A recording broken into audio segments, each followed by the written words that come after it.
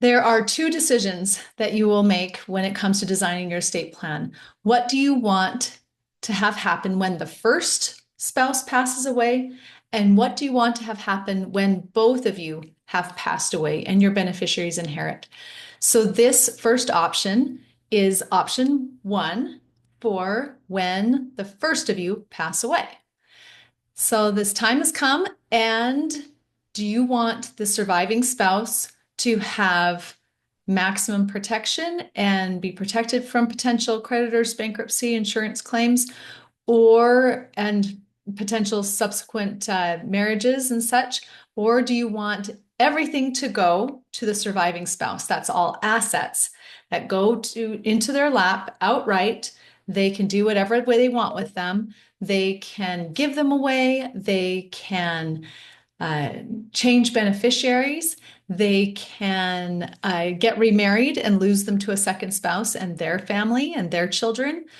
They have maximum flexibility, and so they're vulnerable also to potential exploitation, potential creditors, bankruptcy, insurance claims that might come in the future. So this is maximum flexibility. Once again, they just pass the baton, the assets just pass on to the next spouse, or maximum flexibility, and then but also minimal protection.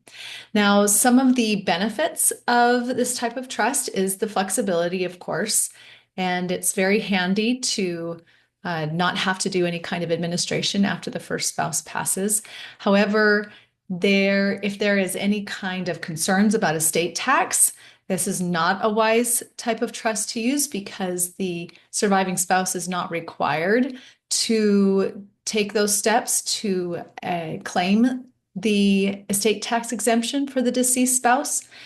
And also, it's a little shaky as far as it can create significant headaches, especially in the cases of a second marriage. Often, the children of the deceased spouse they get pretty angsty, a little bit grumpy as they are watching their parents, their father or their mother's assets being used and sometimes dissipated or redirected by a second spouse without any kind of oversight. So just keep in mind some of those pros and cons when it comes to deciding if this is the right option for you.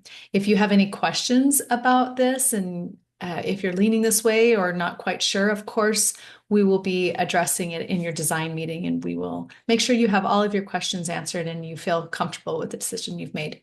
So the next video, we'll talk about the second option in a little bit more depth.